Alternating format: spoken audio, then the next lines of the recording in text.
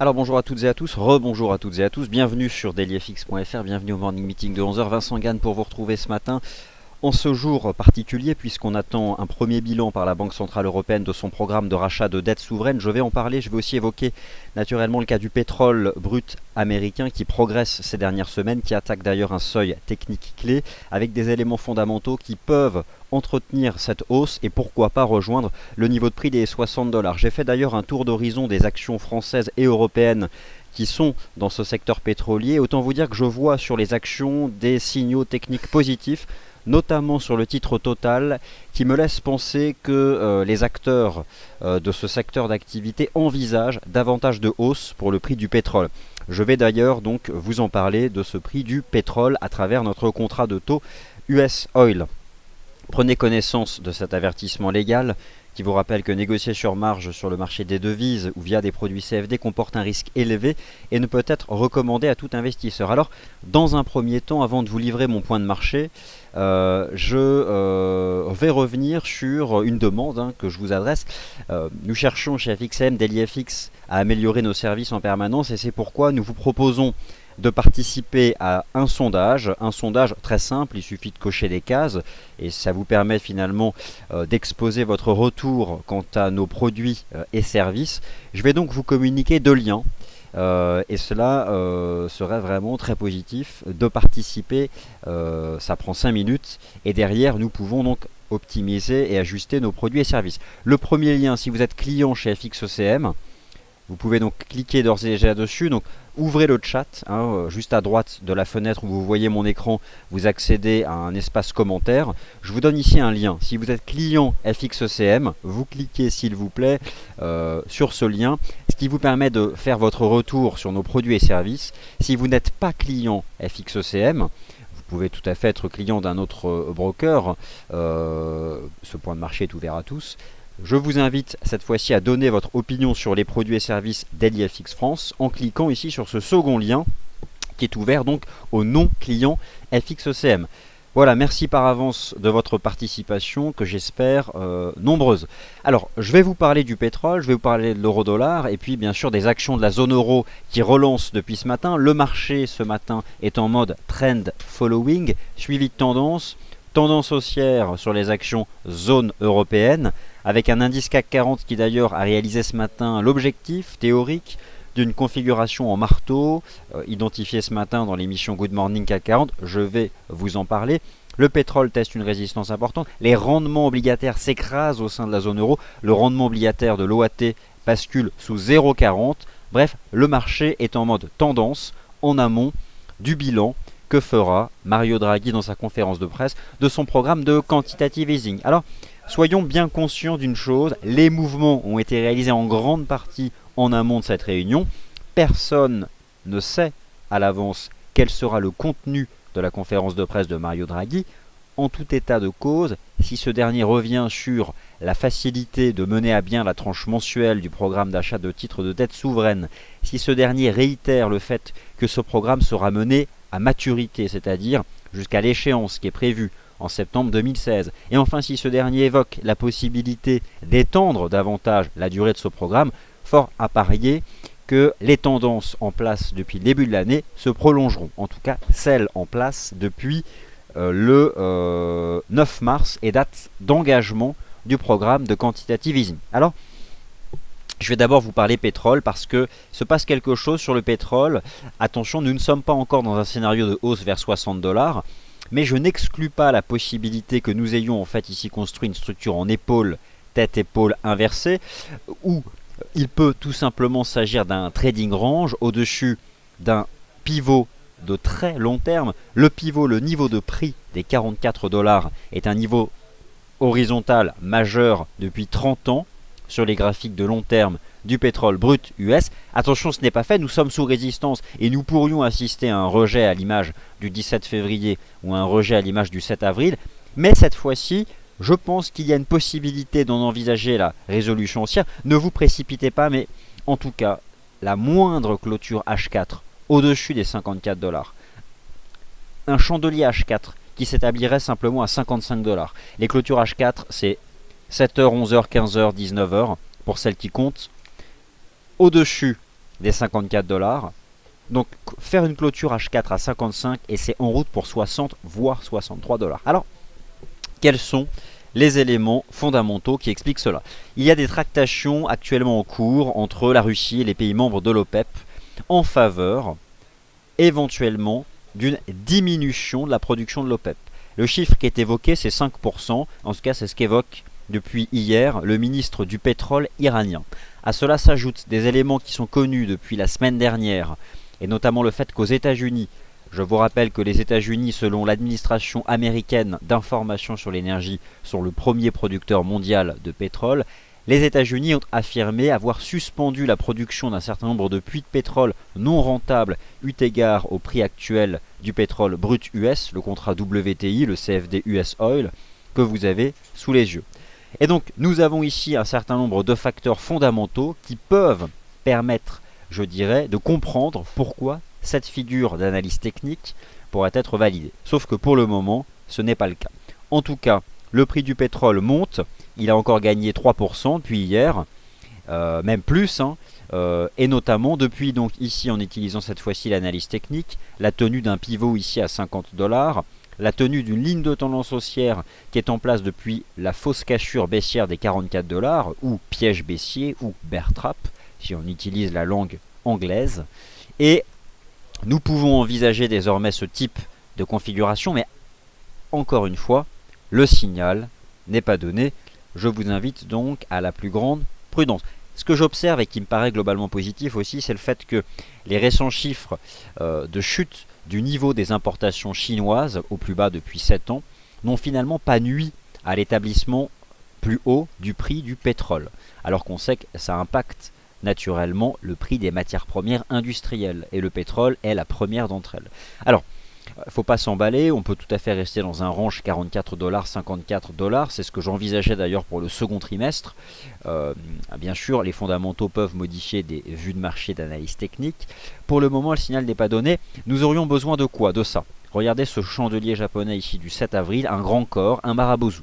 Le marabozu, c'est le chandelier le plus puissant, à savoir un grand corps ici, avec une ouverture tout en bas et une clôture tout en haut, et l'absence de mèche de marché. Le marché a besoin de ce type de chandelier au-dessus de la résistance des 54 dollars, imaginons un marabozu à 55, pour envisager 60 et 63. Si nous avions au contraire un grand corps de rejet, à l'image ici de cette shooting star, et les multiples shooting stars que ce marché fait sous les 54 dollars depuis le début de l'année, au contraire, cette fois-ci, ce serait pour revenir à 44 dollars. Donc, j'ai un biais haussier, c'est certain. Peut-être aussi en mettant en avant une structure qui pourrait être ici une formation en épaule, tête-épaule, inversée. Mais n'excluons pas cette fois un scénario de cassure haussière de la résistance des 54 dollars. Jetez un œil au titre total par exemple, j'ai le sentiment que lui a validé justement une formation de continuation en épaule, tête-épaule inversée. Les analyses techniques d'ailleurs sur le marché actions français sont devant nous. Bientôt je serai en mesure de vous en proposer dans le cadre d'émissions dédiées aux actions françaises. Je rappelle qu'FXCM, de manière imminente, va vous proposer une offre complète sur les actions internationales. C'est d'ici quelques semaines. En tout cas, je surveille aujourd'hui la formation des prix sur le contrat US Oil et notamment par rapport donc à la résistance à 54 dollars. Le marché attend aujourd'hui l'évolution hebdomadaire des stocks de pétrole aux États-Unis. Le marché anticipe un ralentissement du processus de restockage. Attention, le marché s'est trompé la semaine dernière avec à nouveau 10 millions de barils stockés. Donc, soyons prudents. Mais si nous avions des chiffres cet après-midi inférieurs aux attentes pour le restockage de barils de pétrole aux États-Unis, cela pourrait aider au franchissement des 54 dollars. Dans le cas contraire, un fort restockage se traduirait comme à chaque fois par un rejet sous 54. Donc soyons aujourd'hui extrêmement focus sur ce prix du pétrole US. Voilà donc pour ce laïus que je voulais vous proposer sur le prix du pétrole, et j'espère d'ailleurs que le son et l'image fonctionnent normalement, sinon je parle tout simplement dans le vide. Alors, venons-en maintenant aux indices boursiers zone européen, façon tendance. Le marché boursier est en mode tendance depuis le début de la session européenne, avec donc un aplatissement des rendements obligataires au sein de la zone euro, la hausse du prix des actions de la zone euro et la baisse du prix du taux de change euro-dollar. Bon, finalement, vous allez me dire, ce sont toutes les tendances que l'on observe depuis le début de l'année. Alors, je reviens sur ce chart du CAC 40 que je vous ai proposé ce matin, en expliquant que ce marché avait construit ici un chandelier japonais en marteau, au-dessus du support à 5210. Je ne tiens compte que des cours de clôture, vous le savez. Ah, donc, je reprends ici l'amplitude du marteau, et voici quelles étaient les cibles envisagées. Je les repositionne ici. La première, et c'est souvent la seule qui m'intéresse, le 0,618, donc 5251 points.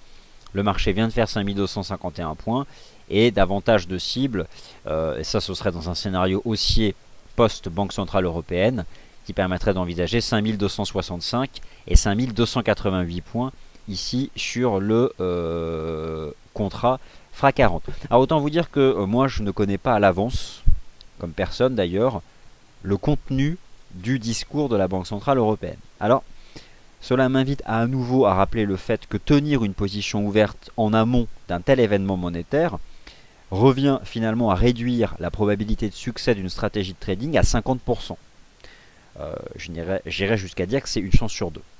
Donc, l'idée c'est toujours la même chose, de profiter de l'analyse technique pour exploiter des mouvements qui ont lieu en amont d'un tel événement monétaire, sécuriser largement les positions ouvertes latentes avant les chiffres, et puis derrière, une fois le discours connu et une fois le discours compris, réutiliser l'analyse technique pour se placer dans le sens de la tendance qui fera suite à cette conférence de presse.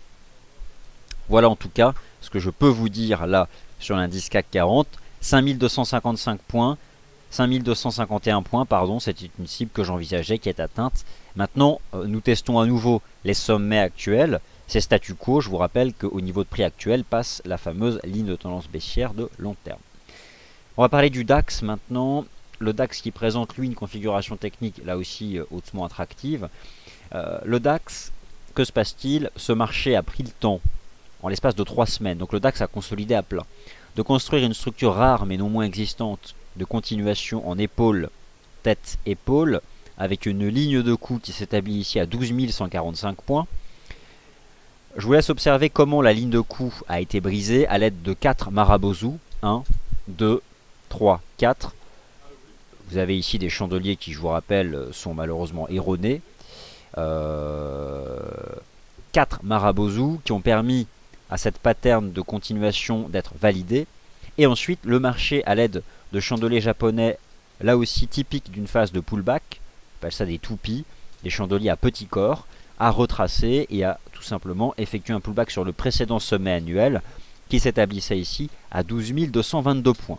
Donc c'est une configuration technique de relance de la dynamique de fond, et d'ailleurs nous avons en l'état ici, je dirais, un chandelier qui est plutôt positif sur le DAX ici en données 4 heures, et au fond qui laisse envisager en amont de la Banque Centrale Européenne la capacité de ce marché de retendre ici vers ces sommets historiques. Ce qui était certain, c'est qu'en utilisant l'analyse technique, il y a hier un pullback à exploiter, un niveau de support à exploiter. Ce qui est aussi plus certain, c'est que, encore une fois, avant l'événement, il faut clairement sécuriser des gains et ne pas tenir une position ouverte. J'ai envie de même dire que l'argument de la tendance, là, n'est pas suffisant. À un moment ou à un autre, une stratégie de trading fera face à ce que j'appelle la volatilité réalisée, c'est-à-dire l'amplitude balayée par les prix au sein d'une seule séance. Lorsqu'un patron de banque centrale prononce un discours, les 15-20 premières minutes, chacun essaye de comprendre ce qu'il peut. Donc ça peut aller dans tous les sens. La tendance, elle n'existe plus au moment d'une conférence de presse. Ça va dans tous les sens. Acheteurs comme vendeurs peuvent se faire sortir leur position. C'est un fait, c'est ce qu'on appelle la volatilité réalisée, qu'on oppose à la volatilité implicite.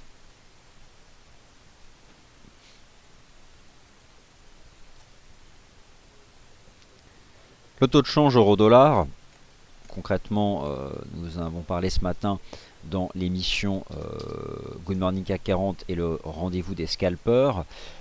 D'ailleurs, vous avez à 13 h le trésor des scalpers, ce sera la dernière émission de scalping avant la Banque Centrale Européenne. Vous vous invite donc à la suivre. L'analyse technique nous dit quoi sur ce marché?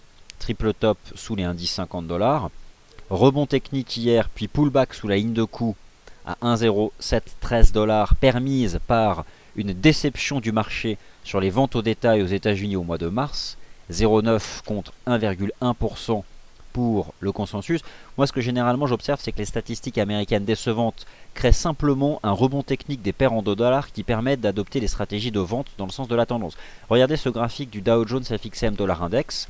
Ce marché est sorti par le haut d'une formation triangulaire ici début avril et il a fait un pullback sur l'ancien triangle et ça relance quoi. Donc j'ai envie de dire que pour le moment ce marché a proposé hier simplement une correction en ABC. D'ailleurs, alors A, B, C en fait en 3 temps. Est-ce qu'on a fait une cible théorique? Eh bien précisément 1,61,8 d'extension. Un retracement profond, mais il n'empêche, c'est un ratio usuel de projection de la vague A au top de la vague B dans le cadre d'une correction en 3 temps qui ici s'est déployée en prenant la forme d'un zigzag. Alors les corrections elles se font soit en flat, c'est ce que proposent généralement les marchés actions zone européens, soit en zigzag. C'est ce que vous avez ici comme forme. Donc reprise sur le premier support ici à 12 054 points qui était renforcé d'ailleurs par cette extension de Fibonacci qui permettait d'attraper 12 053 points et réengagement de la tendance haussière de fond ici sur l'US Dollar Index. Pour ce qui est des marchés boursiers américains, j'en parle tout à l'heure à partir de 14h15, nous aurons le temps puisque Wall Street ouvre à 15h30. Mais pour en revenir donc à l'euro-dollar, il subit à la fois bien sûr les pressions vendeuses sur l'euro, eu égard au fait que la Banque Centrale Européenne mène de manière très sereine ses différents programmes monétaires, et d'autre part une reprise sur support du dollar US, qui s'est traduit donc par un rejet sous la ligne de coût. Et j'ai envie de vous dire que selon moi, d'un point de vue de l'analyse technique, le scénario reste toujours de tendre vers de nouveaux plus bas. Reste que si la Banque Centrale Européenne met en avant le fait que les anticipations d'inflation et de conjoncture économique s'améliorent au sein de la zone euro et qu'elle ne nécessite pas de mener plus longtemps le programme de quantitative easing, à ce moment-là, il y aura un rebond énorme de l'euro. Donc c'est hyper incertain. C'est vrai que le Fonds monétaire international nous expliquait encore qu'il revoyait à la hausse sa prévision de croissance pour la France en 2015, 1,2% contre 0,9% précédemment. Les anticipations d'inflation au sein de la zone euro ont tendance, elles aussi, à se reprendre. Et d'ailleurs, c'est quelque chose qui pourrait être appuyé par exemple un scénario qui verrait justement le prix du pétrole dépasser les 54 $. Donc voilà pourquoi le discours aujourd'hui de Mario Draghi est majeur et qu'il convient de bien réaliser que la volatilité réalisée sera telle qu'elle peut malmener toutes les stratégies de trading quand bien même elles seraient dans le sens de la tendance. C'est pourquoi j'ai toujours estimé que les stratégies de trading sont à mener en amont de tels événements, car en amont, le plus souvent, c'est la tendance de fond qui prend le dessus, car le consensus a souvent tendance à envisager la poursuite des éléments connus. Alors, je vous propose maintenant d'envisager le contrat de taux Bund, dont j'ai parlé ce matin. Depuis l'engagement du programme de quantitative easing de la Banque Centrale Européenne le 9 mars, les rendements obligataires se sont largement détendus au sein de la zone euro. L'OAT française bascule sous 0,40. Oui, le gouvernement français, enfin le Trésor, emprunte à 10 ans à un taux de 0,39%, ça fait rêver. Nous aimerions toutes et tous avoir la possibilité de souscrire un prêt immobilier par exemple à 10 ans à 0,39. Or, ce type de taux d'intérêt c'est réservé au gouvernement et notamment à l'agence du Trésor. Alors l'agence du Trésor allemande, elle emprunte à 0,14 à 10 ans. Vous avez sous les yeux le prix du contrat de taux allemand à 10 ans qui est justement rémunéré par 0,14. Autant vous dire que 0,14 ça ne fait pas peur aux gérants, et notamment aux gérants obligataires. Ils préfèrent 0,14 que 0. Le rendement suisse c'est 0. Pourquoi est-ce qu'on n'a pas peur de 0,14%? Parce que le marché pense qu'un jour, ce contrat là sous vos yeux, ça va rémunérer 0. Alors on se précipite dessus tant que ça rapporte 0,14. Le Bund évolue dans un trading range entre 156 et 160. J'évoque depuis l'engagement du programme de quantitative easing le 9 mars la possibilité de voir le prix de ce contrat basculer de la partie basse du range à la partie haute du range. C'est presque chose faite. Nous sommes à 159,60. Peut-on rejoindre 160 cet après-midi? Je l'espère. En tout cas, c'est aussi un contrat qui sera fortement malmené cet après-midi du point de vue de la volatilité réalisée. Je reviens sur non pas le marché action de la zone euro, mais le marché action britannique, sur lequel je vous propose des articles depuis plusieurs semaines, estimant probable que ce marché rattrape son retard vis-à-vis des actions de la zone euro. Alors, en corrigeant la performance du marché action britannique du taux de change euro-GBP, je vous ai expliqué cette semaine que ce marché progressait de 14% depuis le début de l'année, que son retard est donc moins important qu'il ne peut le laisser paraître, notamment lorsque vous étudiez la performance de ce marché en livres sterling. Dans tous les cas, je pense toujours, étant donné que la Banque d'Angleterre va maintenir son programme de quantitative easing, va tout simplement pas toucher à ses taux cette année, que ce marché peut aller plus haut. Et donc j'évoquais hier la possibilité d'exploiter un pullback sur le premier support ici à 7050 points. Et bon, ça a tendance à relancer. Ce qui serait fortement haussier sur le FTSE 600, ce serait de dépasser cette ligne de tendance ici qui attrape tous les sommets et donc qui passe actuellement à 7120 points, avec à la clé toujours la possibilité de voir la résistance à 7284 qui est une extension de Fibonacci, tout simplement 0,61 d'extension. Je projette dans le futur l'amplitude de ce range. Je vous ai parlé du CAC, je vous ai parlé du DAX, je vous ai parlé de nos grands amis britanniques. On va évoquer désormais les paires majeures. Alors, GBP USD, USD Yen, USD CAD, NZD USD et AUD USD. Je vous ai parlé du pétrole. Ensuite, je réponds à vos questions. Le GBP USD, le câble, la monnaie britannique, Albion. Eh bien, là aussi, rebond technique hier. Structure éventuellement de reprise technique peu limpide sur le plan de l'analyse chartiste, permise par une relative déception du marché quant aux chiffres des ventes au détail en provenance des États-Unis. Qu'est-ce que j'ai dit hier et que s'est-il passé? J'ai dit que le marché effectue un pullback sur 1,4740. Le marché a fait 1,48. Alors en l'état, je dois admettre que une stratégie de trading qui aurait consisté à vendre un 47,40 avec un stop de 30 ou 40 pips, c'était malheureusement un échec, car un stop de protection actif. Forcément, c'est pas aussi propre que l'euro-dollar. Lui, l'euro-dollar, il a fait 1,0710 et il a coulé, pile poil le pullback. Ce n'est pas le cas du GBP USD. J'admets donc l'échec de mon anticipation de chartiste, sans pour autant exclure le fait que ce marché redémarre sa tendance de baisse. Mais je n'ai pas de conviction sur le GBP USD. Par contre, laissez-moi revenir sur le succès de cette anticipation de double sommet sur l'euro GBP et sur ce que je vous ai proposé hier dans l'émission Wall Street Insider. Nous étions là. Nous étions ici précisément au moment de ce qui était possible d'envisager comme un pullback sur la ligne de coût d'une structure en double top ici à 0,7380 sur l'euro GBP. Alors, j'y étais pas forcément hyper confiant, mais en l'état, je pense que l'analyse technique donne du corps désormais à cette vue de marché graphique. Rebond technique de l'euro GBP entre 0,70 et 0,7390. Construction ici d'une formation en double bottom sous les 0,7384.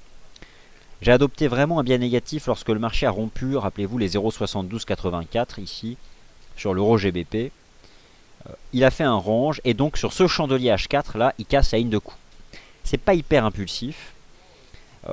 Pour le moment, les 0,7222 lignes de coup de cette structure en double top couvrent encore les cours. Et donc j'ai envie de vous dire qu'autant qu'on se maintient sous cette résistance, revoir la cible théorique à 0,7122 fait toujours partie des scénarios à envisager ici sur le cross euro GBP.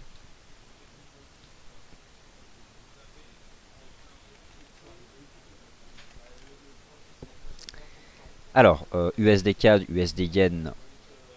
Alors l'USD Yen, dans mon dernier point de marché Wall Street Insider hier, j'ai expliqué que d'une part, globalement, la tendance de cette paire de devises s'était neutralisée au sein d'un range entre 118,30 et 121,84.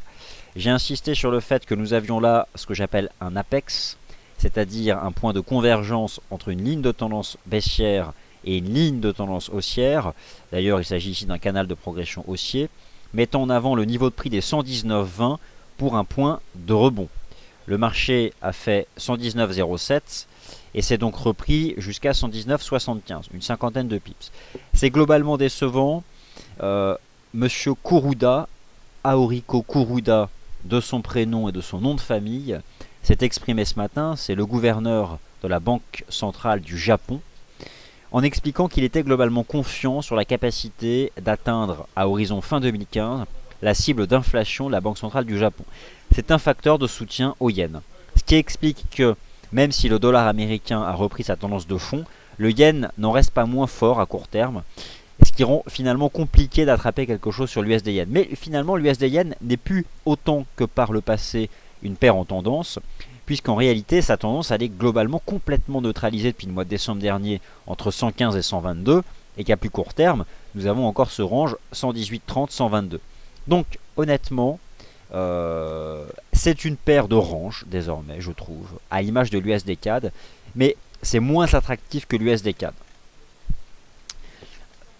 Donc, on tient un canal ici, je pense qu'au-dessus des 119,20, pourquoi pas, mais je reste désormais plus méfiant sur ce que propose comme mouvement le USD Yen. Alors, le range, par contre, toujours intact, c'est l'USD CAD, toujours propre, entre 1,2380 et 1,28 dollars canadiens. Hein. Celui-ci n'a clairement pas changé, hein, c'est un fait. Je m'intéresse toujours au test des parties basses, et c'est en l'état, le dernier test a eu lieu ici le 8 avril. Bon, voilà, hier on s'est approché. C'est jamais évident lorsqu'on est en plein milieu d'un trading range pour attraper, pardonnez-moi, j'ai failli être vulgaire, des points. Mais bon, tant que ce range tient, j'ai toujours envie de dire qu'un test des 23,80-24 est un bon point d'entrée sur ce marché.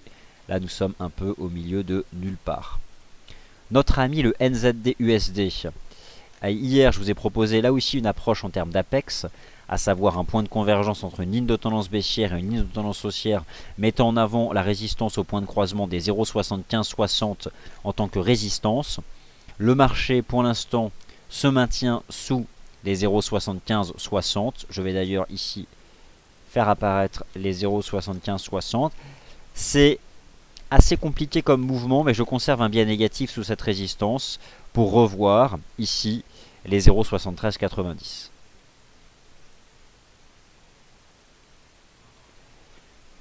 Notre ami l'AUD-USD reste sous l'influence de la résolution baissière de cette structure en wedge après avoir établi ici un mât de baisse, et je pense toujours qu'il y a un scénario de repli en direction des 0,7490. Première résistance ici qui couvre encore les cours et qui s'établit à 0,7640. Je conserve une anticipation négative sous cette première résistance à 0,7640. Alors, voilà pour mon laïus explicatif. Le marché est en mode tendance avant la BCE. Soyez prudents sur les cours du pétrole. Malgré mon biais positif, vous avez votre esprit critique. Et je rappelle que le signal n'est pas donné.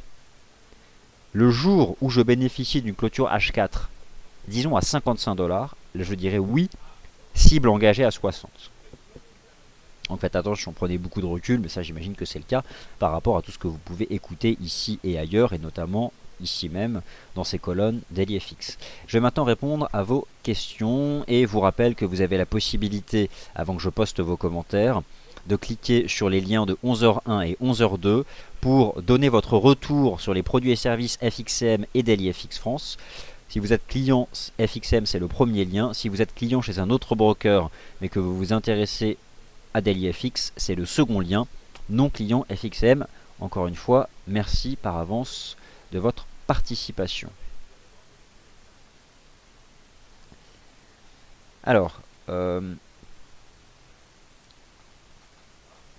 Gilles, bonjour, FXM DailyFX, c'est en effet la même structure juridique, mais ce sont des services distincts. Mais vous avez raison, il faut être transparent, FXM propose le service DailyFX. Il faut être transparent, de toute façon personne ne se cache. Alors bonjour Crani, il y en a qui ont des comptes premium pour avoir des news en avance. Alors bon, bah ça de toute façon c'est certain que notamment dans les grandes salles de marché des banques d'investissement, il y a forcément de l'information qui circule. Alors, Omer nous rappelle, depuis la mort d'Abdallah, il y a un changement de politique au PEP, c'est possible. C'est ce qui peut permettre finalement la reprise de ces négociations, tractations, discussions entre la Russie et l'OPEP. Alors, Woodchild, U égard. Merci Woodchild, je ferai attention U égard, et non pas U égard, santé. Merci, j'essaierai d'améliorer mon langage. Bonjour Corinne, je me permets de poster ce commentaire positif. Au Danemark, un particulier a emprunté un taux négatif, alors ça dépend bien sûr de l'échéance. Bonjour MF. Alors, si la BCE poursuit son quantitative easing, c'est les indices qui en profiteront, naturellement oui. Alors, je continue de poster vos commentaires.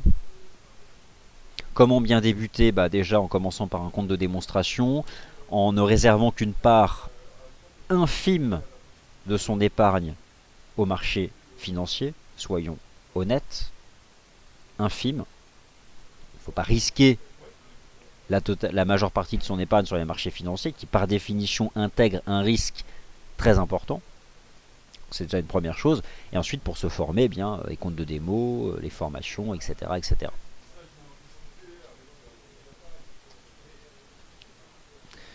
Y a-t-il un flux de news style Bloomberg ou Reuters? Alors, nous ne proposons pas ça. Par contre, nous estimons que nous avons créé ici un outil qui s'appelle News en temps réel, qui rassemble les tweets de notre équipe à New York et de notre équipe en France. Notre équipe à New York est équipée de terminaux Bloomberg extrêmement profonds et propose de l'information Bloom dans cette section ici, News en temps réel. Donc je vous invite à en profiter. De rien. Alors Crani nous propose un chart que je vais donc rendre public. Le voici. Il s'agit donc d'un graphique en données hebdomadaires du Bund. Alors Crani nous rappelle un certain nombre d'extensions ici à suivre sur le contrat taux allemand. C'est important, pourquoi? Parce que c'est un contrat dont le prix évolue sur les sommets historiques et nous n'avons finalement que cette façon d'approcher les prix. Et donc, Crani nous rappelle qu'un Bund à 164, c'est un rendement négatif. Crani nous rappelle qu'un Bund qui rémunère à 0% serait un niveau de prix à 161,65. Donc ça, c'est intéressant. En l'état, en effet, si le prix du contrat de taux allemand dépassait le 160, ce serait pour rejoindre 161,65, ce qui finalement mènerait le rendement obligataire du contrat de taux long allemand à 10 ans à 0%. Il s'établit actuellement à 0,14%. Donc, merci pour ce graphique très intéressant. Et d'ailleurs, si Crani tu l'as posté sur Twitter, ce que je vais aller voir tout de suite, eh bien je vais le retweeter. Alors un instant, voilà. Alors là j'ai un léger bug, ça va se recharger. Voilà, un instant. Je vais laisser mouliner. Donc ça c'est vraiment un graphique intéressant que nous propose Crani. Alors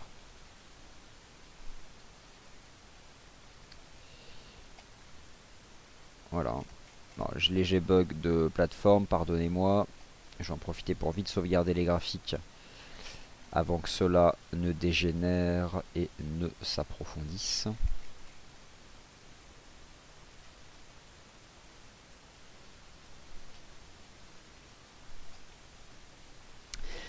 Voilà, bah écoutez, j'ai répondu à l'ensemble de vos questions. Merci d'avoir été attentive et attentif. Rendez-vous à 13 h pour le 13 h des scalpers en amont de la Banque Centrale Européenne. Rendez-vous à 14 h 15 pour l'émission spéciale Banque Centrale Européenne. Et avant cela, eh bien, je vous souhaite un bon appétit. Merci à tous.